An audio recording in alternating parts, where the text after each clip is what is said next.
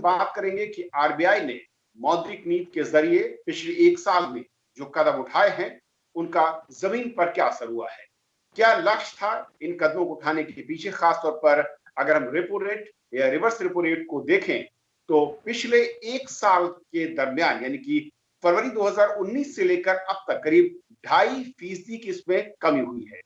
इसका असर अलग अलग सेक्टर पर या फिर बैंकिंग सिस्टम पर क्या हुआ है, आम लोगों के लिए इसके क्या फायदे या नुकसान रहे हैं और इंडस्ट्री के लिहाज से ये किस तरीके का फैसला है और उसका फायदा कितना हमें इकोनॉमी में ग्रोथ के तौर पर जो उम्मीद कर रहे थे वो नजर आया है। हमारे साथ 3 बेहद खास मेहमान हैं जिनके जरिए समझेंगे इस पूरे के पूरे कदमों को और उससे होने वाले नुकसान या फायदे को। हमारे साथ अरविंद वर्मानी जी हैं, पूर्व आर्थिक सलाहकार भारत सरकार। सर बहुत बहुत स्वागत है आपका हमारे साथ जुड़ने के लिए। डॉक्टर डी के अग्रवाल हैं, अध्यक्ष हैं पीएचडी चैम्बर ऑफ कॉमर्स से। अग्रवाल साहब आपका बहुत बहुत स्वागत है। चवल दास गुप्ता हमारे साथ हैं, वरिष्ठ पत्रकार। चवल साहब स्वागत है आपका।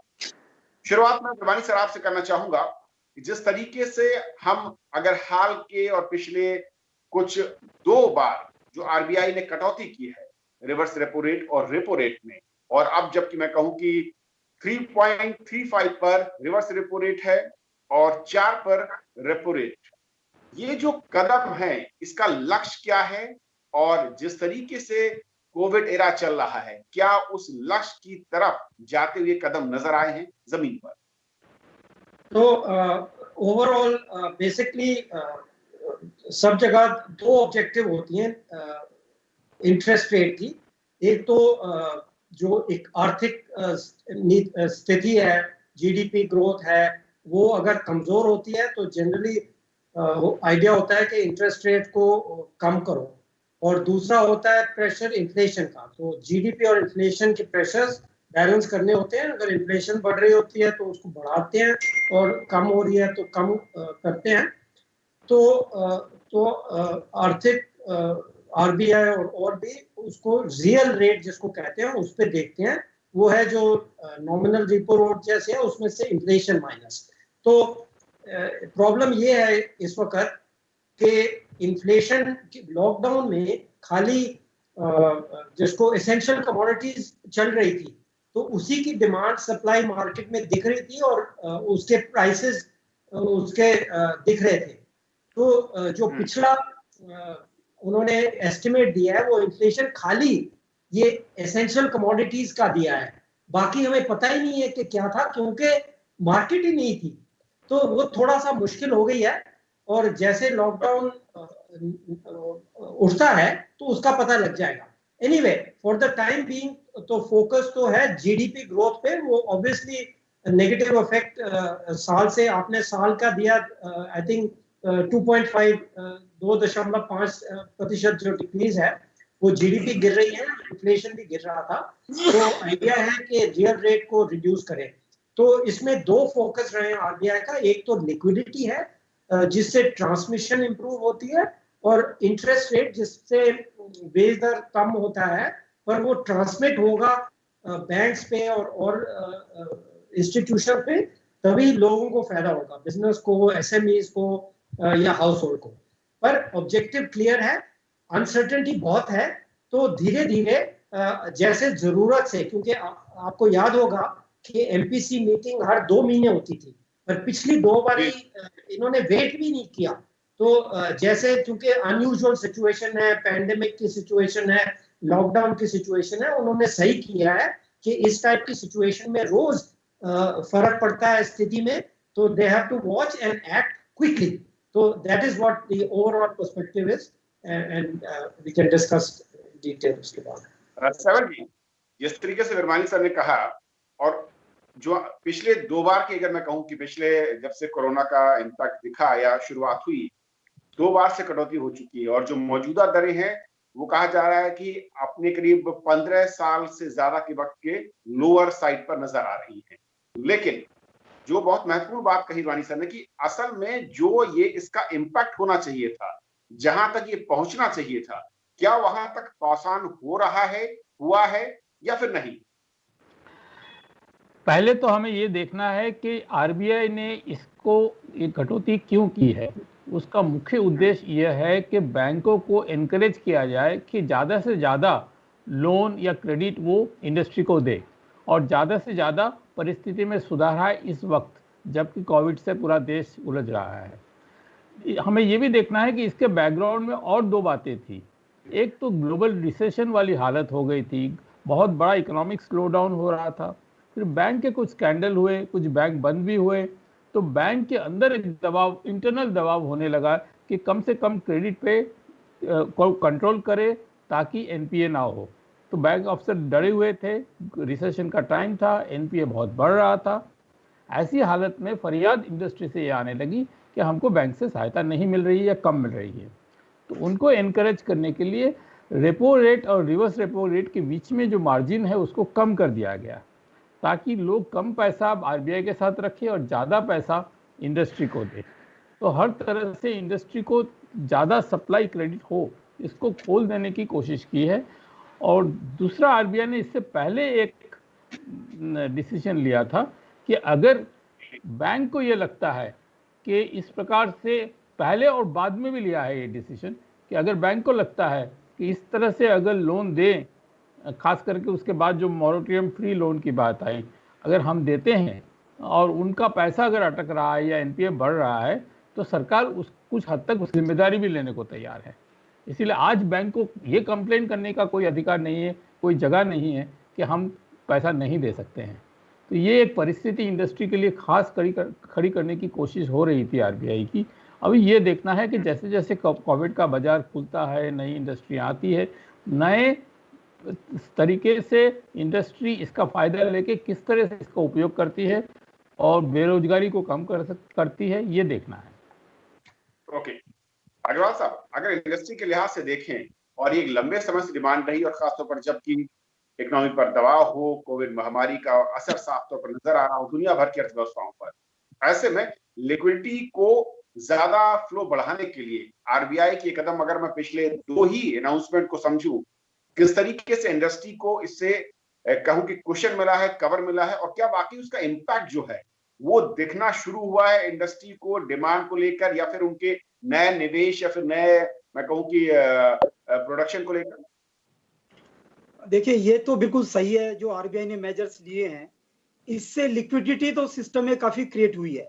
लेकिन जो देखने वाली बात है, अभी भी बैंक आरबीआई के पास लगभग 5.5 लाख करोड़ 6 लाख करोड़ रुपया जमा करा रहा है। इसका मतलब ये हुआ कि लिक्विडिटी क्रिएट हो गई, लेकिन बैंक्स उसको अभी डिसबर्स नहीं कर पा रहे। एक रीजन जो अभी समझ में आता है वो ये भी है कि अभी लॉकडाउन अभी भी कंटिन्यूड है, अभी भी सैंक्शन हो गए हैं लोन, लेकिन अभी डिसबर्सल नहीं हो रहे। तो अभी जैसे ये मई के बाद ये लॉकडाउन खुलेगा तो हमारा मानना है कि वो डिसबर्सल्स भी हमें देखने को मिलेंगे। और खासकर जो 3 लाख करोड़ की कोलेटरल फ्री जो गवर्नमेंट ने अनाउंसमेंट की है एमएसएमई सेक्टर के लिए, आई थिंक उस पर बहुत कुछ दारोमदार रहेगा कि एमएसएमई सेक्टर को कैसे बैंक कितना जल्दी ग्राउंड लेवल पे कितना फास्ट डिस्पर्सल करता है। क्योंकि जैसा कि मेरे साथी ने भी कहा कि अभी बैंक के पास कोई कारण नहीं है, क्योंकि उनको 100% गारंटी है। तो ये अब ग्राउंड लेवल पर ये ट्रांसलेट होनी चाहिए और इंडस्ट्री को फायदा तभी होगा जब वो पैसा उनकी जेब में आए। और ये जरूर है कि लिक्विडिटी काफी क्रिएट हुई है सिस्टम के अंदर। इवन जो एनबीएफसी सेक्टर था उसको भी टीएल टीआरओ के थ्रू जो आरबीआई ने बैंक्स को दिया और बैंक्स ने फिर अब एनबीएफसी के बॉन्ड खरीद कर उनको जो लिक्विडिटी दी है, आई थिंक उससे भी काफी पॉजिटिव होगा। क्योंकि एनबीएफसी भी जो अभी इस पोजीशन में नहीं थे, अपने आगे फर्दर डिस्बर्स नहीं कर रहे थे, अब एनबीएफसी भी डिस्बर्स कर पाएगी। और इवन एनबीएफसी की जो एक बहुत बड़ा पेन पॉइंट था, लगभग 17,000 करोड़ की लाइबिलिटी उनके अगले 3 महीने में जो ड्यू है वो भी वो पे कर पाएंगे। अदरवाइज एक सिस्टमेटिक रिस्क आ रही थी, और चूंकि उनको अब मोरेटोरियम भी मिल गया है तो मुझे लगता है कि लिक्विडिटी की खासकर, क्योंकि आज सिस्टम के अंदर आज जब इकोनॉमिक एक्टिविटी शुरू हो रही है और एक जो सबसे बड़ा पेन पॉइंट है, इंडस्ट्री के पास पैसा नहीं है, उनको वर्किंग कैपिटल के लिए पैसा नहीं है, उनको लोगों की सैलरी देने के लिए पैसा नहीं है, यूटिलिटी बिल्स का पेमेंट देने के लिए पैसा नहीं है। वो जो लिक्विडिटी की सबसे बड़ी प्रॉब्लम थी वो ये बैंक के थ्रू ये एड्रेस होगी, ऐसा मेरा मानना है। जहां तक इंटरेस्ट की बात है, जो बात हो रही थी कि ग्राउंड लेवल पर ये इंटरेस्ट कितना ट्रांसमिट हुआ है, देखिए अभी एक आरबीआई की स्टडी थी जो आरबीआई ने जिस दिन मॉनेटरी पॉलिसी दी थी उसमें उन्होंने कहा है कि अक्टूबर से लेके और जिस दिन मॉनेटरी पॉलिसी डिक्लेयर की है उस दिन तक का अगर ट्रांसमिशन की बात करें तो हाउसिंग लोन में 34 बेसिस पॉइंट सिर्फ ट्रांसमिट हुआ है। वेटेड एवरेज जो उन्होंने ली है उसके हिसाब से हाउसिंग लोन में सिर्फ 34 बेसिस पॉइंट की इंटरेस्ट रेट में कमी आई है। ऐसे ही व्हीकल लोन में 73 बेसिस पॉइंट की कमी आई है और एमएसएमई के जो लोन है उनमें सिर्फ 6 बेसिस पॉइंट की इंटरेस्ट रेट में कमी आई है। तो अभी देखने वाली बात यह है कि इतना जो इंटरेस्ट रेट कम हुआ है, हम देख रहे हैं कि 250 बेसिस पॉइंट पिछले एक साल के अंदर कम हो गया है। जैसे 2 महीने के अंदर ही 115 बेसिस पॉइंट इंटरेस्ट रेट कम हुआ है। उसका ट्रांसमिशन कितना फास्ट होता है इसके बारे में भी मैं बोलना चाहूंगा कि इसका क्योंकि जो रीसेट पीरियड होता है, जो ये एमसीएलआर बेस्ड जो फंडिंग है वो अधिकतर लोन की जो फंडिंग है वो एमसीएलआर बेस्ड पे है, मार्जिनल कॉस्ट ऑफ लैंडिंग। और जो रेपो रेट बेस्ड या जो एक्सटर्नल बेंचमार्क बेस्ड रेट है उन पे सिर्फ personal loan, micro small industries के लोन, व्हीकल लोन, इस तरह के जो लोन है वो उन्होंने फ्लोटिंग रेट के बेस पे किए हुए हैं जो कि एक्सटर्नल बेंचमार्क के बेस पे है। तो एक्सटर्नल बेंचमार्क का जो है वो तो बड़ा फास्ट ट्रांसमिट होता है, लेकिन जो एमसीएलआर बेस्ड रेट, जो बेंचमार्क पे बेस्ड रेट, इंटरेस्ट रेट, उनकी जो सेटिंग पीरियड है वो सेट होता है 6 महीने और 1 साल के बाद, डिपेंडिंग की आपकी क्या टर्म्स है। तो उनका अगर बेनिफिट उनको 6 महीने बाद या 1 साल बाद मिला तो मुझे लगता है कि ये सारा पर्पज ही डिफीट हो जाएगा, क्योंकि ये जो मॉनेटरी पॉलिसी का जो फायदा था, जो एक आइडिया था, एक जो ऑब्जेक्टिव था, वो ये था कि भी इस समय इमीडिएट लोगों को बेनिफिट मिले।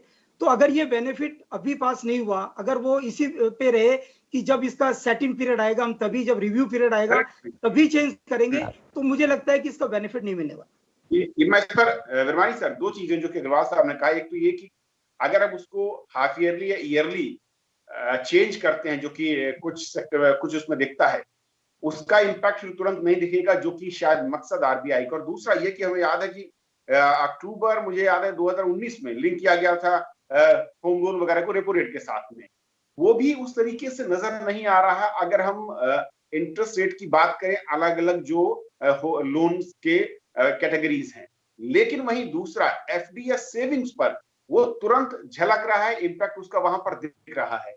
कहीं इसका नेगेटिव इम्पैक्ट तो नहीं हो सकता इसका? देखिए, 2 इश्यूज जो अग्रवाल साहब ने रेज किए हैं वो मैं जरा एक्सप्लेन करना चाहता हूँ। एक तो है इंटरेस्ट रेट का स्ट्रक्चर होता है।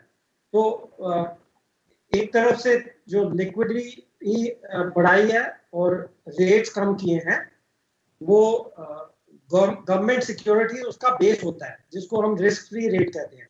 तो पहले डायरेक्ट इफेक्ट उस पर होना चाहिए, और फिर होता है स्ट्रक्चर ऑफ इंटरेस्ट रेट जो रिस्क उसमें होता है। तो प्रॉब्लम ये है कि पिछले साल में पैंडेमिक करके, लॉकडाउन करके जो रिस्क प्रीमियम्स है वो बहुत बढ़ गए हैं। जो स्ट्रक्चर है वो इलोंगेट हो गया है क्योंकि रिस्क बहुत बढ़ गया है। ये एक्चुअल है, ये अनसर्टेनिटी है, सबके लिए हो रही है।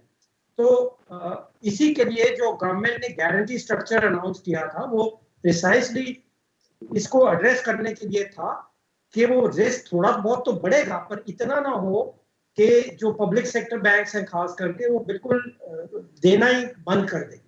तो ये आसान चीज नहीं है क्योंकि बहुत चीजें हो रही हैं, अनसर्टेनिटी है, रिस्क है। बट एफर्ट यही है कि एक तो जो बेसिक रेट है वो कम रहे और कम होता रहे, लिक्विडिटी हो। इन्होंने सही बोला है कि लिक्विडिटी तो इंक्रीज हो गई है, पर उसका इफेक्ट सारे स्ट्रक्चर में नहीं हुआ। प्रिसाइसली इसलिए गवर्नमेंट ने वो गारंटीज वगैरह का अनाउंस किया था।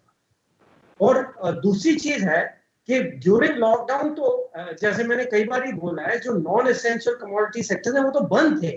तो क्वेश्चन ऑफ वर्किंग कैपिटल तो तभी आएगा जब वो लॉकडाउन लिफ्ट होगा। तो उसका असर हम अगले 1-2 महीने में देखेंगे जैसे बिजनेस वापस आ जाता है। क्योंकि इस पीरियड में तो खाली यही था कि लोगों की बैंक्रप्सी ना हो, बंद ना हो जाए बिल्कुल। अगर वो जो बंद नहीं हुए, अब उनको वर्किंग कैपिटल की डेफिनेटली जरूरत होगी और आरबीआई और गवर्नमेंट को ध्यान रखना पड़ेगा कि जैसे ही नॉन एसेंशियल कमोडिटीज में एक्टिविटी शुरू होती है कि ये वर्किंग कैपिटल की प्रॉब्लम ना खड़ी हो जाए। पर 2 चीजें मैं जस्ट मेंशन कर देता हूँ, वो रेलेवेंट नहीं है, पर जो सप्लाई चेन होते हैं गुड्स की, वो भी गवर्नमेंट को ध्यान देना पड़ेगा, खाली वर्किंग कैपिटल पे नहीं। और तीसरा जो लेबर है, माइग्रेंट लेबर जो घर चली गई है, वो उसका भी ध्यान रखना पड़ेगा कि जहां जरूरत फिर से आती है, जहां एक्टिविटी शुरू हो रही है, तो स्टेट गवर्नमेंट्स, यूनियन गवर्नमेंट को ध्यान रखना पड़ेगा कि ये वापस आसानी से जा सके और काम फिर से शुरू कर सके। ओके सरल सर, क्योंकि जब लोन को लेकर हम देख रहे हैं कि जो ब्याज की दरें हैं वो लगातार नीचे आई, लेकिन एक पहलू ये भी कहा जा रहा है कि बैंक्स काफी दबाव में, रिस्क फैक्टर कहीं ज्यादा है, और इंडस्ट्री की डिमांड ये है कि उन्हें डिस्पर्सल में दिक्कत है, यानी कि डिमांड उनकी ओर से है। हालांकि बैंक्स ये जरूर कहते हैं कि उस तरह की डिमांड नहीं है, इतना लोअर डाउन करने के बावजूद जो कि टारगेट शायद रखा गया है उससे काफी दूर है डिमांड। तो वजह क्या, और क्या ये एक बड़ा संकट या चुनौती है जब हम लोअर डाउन करते हैं इस रेट, रेपो रेट या रिवर्स रेपो रेट? हमें ये देखना है कि लिक्विडिटी को खोल देने से क्या सही में फायदा होता है जमीन पर या नहीं। कल तक लिक्विडिटी की समस्या थी, आप लिक्विडिटी की समस्या को आपने हटा दिया, लेकिन आपका प्राइवेट कंजम्पशन नहीं बढ़ रहा है, बैंक का क्रेडिट ऑफटेक बढ़ेगा नहीं जब तक इंडस्ट्री उसे उठाएगी नहीं, और इंडस्ट्री तब तक नहीं उठाएगी जब तक उसका बाजार में कंजम्पशन नहीं बढ़ेगा। और बाजार से कंजम्पशन के रेट्स, लॉकडाउन के वक्त तो लोगों ने बहुत कम खरीदारी करी, अभी भी किसी को कोई मूड नहीं है खरीदारी करने की। एक साइकोलॉजिकल सेविंग करने की मेंटालिटी होती है लोगों के क्राइसिस के टाइम पे। तो ये लो कंजम्पशन वाली हालत बहुत दिन चलेगी, एक बात। दूसरी बात, आरबीआई गवर्नर ने ये भी कहा कि जो 6 टॉप इंडस्ट्रियलाइज्ड राज्य है जिनकी इंडस्ट्रियल आउटपुट पूरे देश का 60% है, वो सारे के सारे रेड या ऑरेंज जोन्स में हैं, तो उनको खुलना है। और आप देखिए महाराष्ट्र, गुजरात, तमिलनाडु, ऐसे ऐसे राज्यों की बात कर रहे हैं आप, उत्तर प्रदेश, आंध्र प्रदेश, जो हाईली इंडस्ट्रियलाइज्ड स्टेट्स हैं, वहाँ अगर आपका इंडस्ट्री नहीं खुलेगा, और यहाँ वो कंजम्पशन के मामले में भी बहुत हाई है, तो ये क्रेडिट ऑफटेक का बहुत बड़ा प्रॉब्लम रहेगा, और इंडस्ट्री भी नहीं उठाएगी इतना पैसा मिलने के बावजूद। तो ये ज़मीन पर उसका फ़ायदा होने के लिए तो बहुत समय लग जाएगा। ये सोचना कि भाई लॉकडाउन उठ गया उसके 2 महीने के अंदर उसके फ़ायदे होंगे, ये तो संभावना नहीं है। लेकिन इस क्राइसिस को अगर टाल सकते हैं, मतलब इसमें रिकवर करके बाहर निकल सकते हैं, तो भी बहुत बड़ा फ़ायदा है। ओके निर्माणी सर, लेकिन इस बीच क्या एक ये भी चुनौती है कि जब हम लोअर डाउन कर रहे हैं इंटरेस्ट रेट को, सेविंग्स पर इसका असर पड़ रहा है, और आंकड़े ये बताते हैं कि जो बैंक में एफडी या इस तरह के दूसरे इंस्ट्रूमेंट थे, उनका जो रेट है वो 6 के नीचे भी पहुंचता नजर आ रहा है। अब ऐसे में क्या वैकल्पिक जो ऑप्शंस हैं सेविंग के लिए, उसकी तरफ ज्यादा पब्लिक का मूव जाएगा, और इसका इम्पैक्ट बैंकिंग सेक्टर पर और ओवरऑल इकोनॉमी पर कैसे देखते हैं? देखिए, अगेन ये थोड़ी कॉम्प्लिकेटेड चीज है, पर मैं कई दिन से लिख रहा हूँ कि जो लोगों के पास जो एसेंशियल कमोडिटी सेक्टर जो 40% इकोनॉमी का है और 55% एम्प्लॉयमेंट है, वो सब लोगों को तो इनकम भी मिल रही थी, एक्सपेंडिचर भी मिल रहा था, तो वो खर्चा खाली उसी एसेंशियल कमोडिटीज पे कर सकते थे, बिल्कुल बंद था, आप खरीद ही नहीं सकते थे। जितने पैसे आपको मिल रहे थे वो अलाउड ही नहीं था, डिलीवरी भी नहीं अलाउड थी कि मेरा वो कंप्यूटर की वायर खराब हो गई थी, मैं वो खरीद ही नहीं सका जब तक लॉकडाउन नहीं निकला है। तो एक्चुअली जो सेविंग रेट उन लोगों का था वो बढ़ गया था, पर जो नॉन एसेंशियल कमोडिटीज में थे तो उनको इनकम कम हो गई थी, उनका घट गया था। तो ऑन एवरेज अभी क्लियर नहीं है कि इसका net effect actually could be कि एक्चुअली सेविंग ज्यादा हो गई लॉकडाउन पीरियड में। इसीलिए ये मैं बहुत देर से एम्फसाइज कर रहा हूँ कि इन दोनों को थोड़ा अलग सोचना पड़ेगा। अब जैसे लॉकडाउन हो रहा है, अभी सिचुएशन क्लियर नहीं हुई है, 1 2 3 हफ्ते 4 हफ्ते से आप आई एम श्योर आप अग्रवाल साहब को बुलाएंगे तो वो हमें बताएंगे कि एक्टिविटी शुरू हो गई है, कितनी हुई है। तो उस वक्त ये सब इश्यूज फिर से आस्ते आस्ते वापस आएंगी। अभी सब देख रहे हैं कि मैं काम कर सकता हूँ, मैं खरीद सकता हूँ कि नहीं, क्योंकि फिर वो जैसे मैंने बोला सप्लाई चेन है, मैं चाहता भी हूँ तो कई चीजें होंगी वो सप्लाई चेन में फंसी होंगी, मेरे पास ही यहाँ पे कहीं पे एक कंटेनमेंट जोन है, वहां तो कोई अंदर भी नहीं जा सकता, बाहर भी नहीं आ सकता। So all that thing will be, मतलब फ्रेगमेंटेशन होगा, ये आस्ते आस्ते सिचुएशन क्लियर होगी। और बिजनेस के जो लोग हैं वो सब देख रहे हैं, हम तो इनसे ही पता लगेगा, हम तो घर बैठे हुए हैं, ओवर 60 ईयर ओल्ड हमें तो अभी सेविंग करनी होगी। तो मैं ये बात टू कंक्लूड, आपकी क्वेश्चन सही है, पर अभी सिचुएशन इतनी अनक्लियर है कि हमें ये वॉच करना पड़ेगा, और आरबीआई भी अभी उसको ध्यान से देख रही है, और कुछ एक्शन चाहिए होगी तो वो एडजस्ट करेगी अप्रोप्रिएटली। अग्रवाल साहब, ये बड़ा चैलेंज है। बिल्कुल बहुत बड़ा चैलेंज है, और सबसे बड़ी बात है कि ये जो लॉकडाउन पीरियड है, देखिए इसमें इनकम सबकी कम हुई है, क्योंकि बहुत सारी लोगों की नौकरियां चली गई हैं, बिजनेस के अंदर कोई इनकम नहीं थी, तो लोगों को सैलरी का पेमेंट नहीं हुआ, तो डेफिनेटली इनकम कम हुई है, तो सेविंग कम होगी ये मान के चलेगा।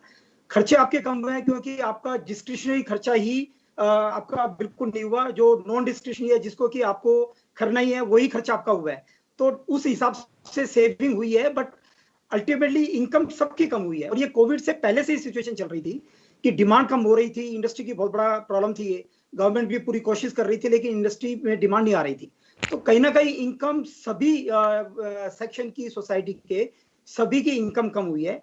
और अभी जो जरूरी है, आज भी जो सबसे बड़ी प्रॉब्लम है वो ये है कि डिमांड को जनरेट करना। अगर आप देखें इस बीच में जितने भी एफर्ट्स किए गए हैं, सप्लाई चेन को हमने कोशिश की है कि वो सिस्टम में आ जाए, लेकिन डिमांड जनरेट करने के लिए हमें अभी बहुत एफर्ट करने बाकी है। ऑफकोर्स जो आरबीआई ने रेट कम किया है, इसका कहीं ना कहीं डिमांड से भी लिंक है। अगर आप रेट कम करते हैं, अगर मेरे को ये पता है कि आज मेरे को अगर हाउस खरीदना है तो मेरे को रेट ऑफ इंटरेस्ट कम मिलेगा, तो मेरे को एक ये इंसेंटिव है, तो डेफिनेटली कहीं ना कहीं ये डिमांड जनरेट करेगा। तो क्रेडिट क्रिएशन की ये जो एक्सरसाइज है इंटरेस्ट रेट कम करके, आई थिंक ये भी एक बहुत बड़ा पर्पज है कि इससे डिमांड जनरेट हो, लोगों को टेम्पटेशन आए, कम रेट ऑफ इंटरेस्ट है, उनकी इनकम के हिसाब से इंस्टॉलमेंट कम बनेगी, तो कहीं ना कहीं ये डिमांड भी जनरेट करेगा। तो मेरा मानना है कि चैलेंज बहुत बड़ा है, बट साथ के साथ हमें अभी जो आरबीआई ने स्टेप उठाए हैं, अगर ग्राउंड लेवल पर ये इंटरेस्ट रेट कम होते हैं तो डेफिनेटली इसका डिमांड जनरेट करने में भी बहुत बड़ा एक रोल होगा। और दूसरा ये है कि अवेलेबिलिटी ऑफ क्रेडिट, जो कि पहले बैंक पैसा दे ही नहीं रहा था, बहुत ही रिस्क एवर्स हो गया था, अब कहीं ना कहीं इवन गवर्नमेंट ने जो गारंटी दी है उसका भी इंपैक्ट आएगा, उसकी वजह से अब बैंक्स को पैसा देने में दिक्कत नहीं है। जो 3 लाख करोड़ का अगर पैसा सिस्टम में आएगा, कहीं ना कहीं लोगों के पास पैसा आएगा, तो इससे डिमांड जनरेट होगी। तो मुझे लगता है चैलेंज बहुत बड़ा है, बट जो स्टेप्स उठाए गए हैं with in the fiscal constants, ये स्टेप्स भी बहुत अच्छे हैं, और कहीं ना कहीं इसका पॉजिटिव इंपैक्ट आने वाला है। लेकिन सर कुछ बैंक्स के लोगों ने अनऑफिशियली जो बताया, 2-3 चिंता उनकी है। पहली चिंता ये है कि लोअर डाउन इंटरेस्ट रेट करने के बाद जिस तरीके से सेविंग पर इम्पैक्ट पड़ा, उससे क्या बैंकिंग पर एक्स्ट्रा कोई दबाव है, वो इस वक्त दबाव महसूस कर रहे हैं। और दूसरा कि अगर ये डिमांड जनरेट लेट होती है, यानी कि 1 क्वार्टर या 2 क्वार्टर तक वक्त लगता है, तो कहीं जो लोग जिनकी नौकरियां जा रही हैं, जिनकी सैलरी में कटौती हुई है, वो मांग को बढ़ाने की बजाय, और दूसरा जब उनके बैंक अकाउंट पे सेविंग पर इंटरेस्ट रेट और कम होगा, तो कहीं ज्यादा उस डिमांड को बढ़ाने की बजाय कहीं वो कम तो नहीं कर देंगे। उनकी चिंता कहीं इसको लेकर भी तो नहीं होगी। ये आरबीआई का मॉनेटरी पॉलिसी बॉम्बे में बैठ के इंडस्ट्री पर नज़र रख के बनाई गई है, पूरे माहौल को हॉलिस्टिकली देखा नहीं गया है, ये मेरा कहना है। 2-3 बातें हैं। मेरे कुछ बैंक अफसर दोस्तों से बात हुई, बैंक का जो लोन देने का जो स्ट्रक्चर और सिस्टम है उसमें कोई परिवर्तन न तो आया है, न तो उसकी कोई प्लानिंग है, वही पुराने तरीके से फॉर्म बांटे जा रहे हैं और दिया जा रहा है। तो ये जो क्रेडिट है इसको एक्सटेंड करके माइक्रो इंडस्ट्री, कॉटेज इंडस्ट्री, गांव की इंडस्ट्री, डिस्ट्रिक्ट लेवल पे ले जाने की, या तक कि तहसील लेवल पे ले जाने की कोई कोशिश नहीं रहेगी, क्योंकि वो बिग इंडस्ट्री और मीडियम इंडस्ट्री के साथ ही कनेक्ट कर रहा है, चाहे सरकार एसएमई की बात कर रहे हैं। तो इसको थोड़ा सा प्रचार कैसे किया जाए, इसको सहज कैसे बनाया जाए, ये सोचना है। एक तो ये बात है। दूसरी बात, बहुत लोग हैं जो अपनी ज़िंदगी की पूरी सेविंग्स एफडी में लगाए बैठे हुए हैं, वो देख रहे हैं कि धीरे धीरे उनके रेट्स कम होते जा रहे हैं और उनका जो भी एक्सपेक्टेशंस है कम हो रहा है। हमें देखना है कि देश का एक बहुत बड़ा पॉपुलेशन 2 चीज़ पर आशा लगाए बैठा था, एक तो एफडी पर और दूसरा प्रॉपर्टी पे। प्रॉपर्टी के भाव भी बहुत भयानक तरीके से गिरे हैं, तो उनका जो पोस्ट रिटायरमेंट फ्यूचर है वो बिल्कुल अंधेरे में नजर आ रहा है। बहुत भयानक ओल्ड एज की प्रॉब्लम जो कई देशों में दिखाई दे रहा है, हमारे यहाँ ग्रेइंग सोसाइटी की एक बहुत बड़ी समस्या सामने नजर आ रही है। सिर्फ माइग्रेंट वर्कर्स नहीं है, ये तो फिर भी जवान है, क्योंकि ये सारे के सारे वाइप आउट हो रहे हैं सेविंग्स। तो उसके बारे में अभी इंटरेस्ट रेट तो कम करना, जो होना है प्रोसेस वो तो कम होगा, लेकिन ये जो पॉपुलेशन है इनके पास वो क्षमता भी नहीं है कि दूसरा ऑप्शन ले, कि भाई वो स्टॉक में पैसा लगाए या बॉन्ड में लगाए। और बॉन्ड और फिक्स डिपॉजिट में बहुत ज़्यादा फर्क है नहीं, सारे के सारे इंटरेस्ट रेट फॉल हो रहे हैं, यहाँ तक कि किसान विकास पत्र वगैरह वगैरह। तो ये एक बहुत बड़ा एरिया है जो आरबीआई ने अनकवर्ड रखा है कि कैसे इसे प्रचार करे, कैसे क्रेडिट को लोअर डाउन ले जाए और कैसे सेविंग्स में किस प्रकार का सपोर्ट दिया जा सकता है लोगों के लिए। और तीसरी बात, किस तरह से प्रोसीजर्स को कम सहज किया जाए।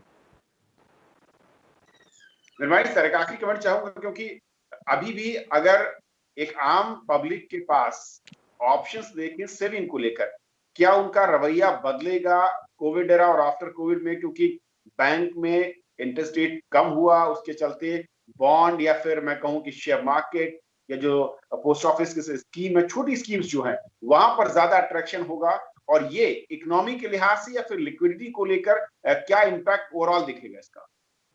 देखिए, दो स्टेप में देखना चाहिए। जब हम इकोनॉमिस्ट की तरफ से कहते हैं तो हम सेविंग रेट की बात कर रहे हैं।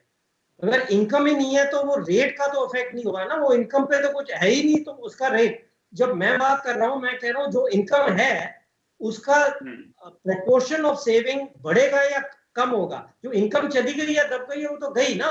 अगर जीडीपी -10% हो गई वो तो है ही नहीं ना, तो उसका मैं कुछ नहीं कर सकता। तो सेविंग रेट जब हम कहेंगे, अगर 10% हो गया, उस पर कितना हो रहा है जी, जो रह गई है GDP. Okay, so that is first thing as an economist perspective. तो अब रेट का क्या होगा? मेरा पॉइंट है कि जो इस पर्सपेक्टिव से, जो मैक्रो इकोनॉमिक पर्सपेक्टिव है, उसमें हम विद इन दैट हम देख सकते हैं। तो ये बहुत अनसर्टेनिटी है। अगर कोई कहे मुझे कि डेफिनेटली बढ़ेगा या डेफिनेटली कम होगा on the income which I get, it is not clear.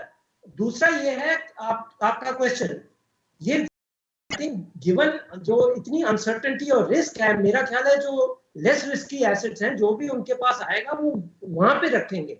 जैसे अगर अग्रवाल सब कह रहे हैं कि वो खर्चेंगे ही नहीं, इतना डर रहे हैं, तो वो जाके स्टॉक मार्केट में नहीं इन्वेस्ट करेंगे। वो कहेंगे भाई ठीक है, जो सेफ इंस्ट्रूमेंट्स है उसमें जाके करो। तो that is your answer, direct answer जो आपने क्वेश्चन पूछा। चलिए सर, बहुत बहुत शुक्रिया आप तीनों मेहमानों का हमारे साथ इस चर्चा में शामिल होने के लिए और समझाने के लिए कि असल में जो आरबीआई ने कदम उठाए हैं मौद्रिक नीति को लेकर और अब तक जो कटौती की है उसका जमीन पर असर क्या है और इसका इम्पैक्ट अगर आम आदमी पर देखें, इंडस्ट्री पर देखें, डिमांड पर देखें और ओवरऑल इकोनॉमी पर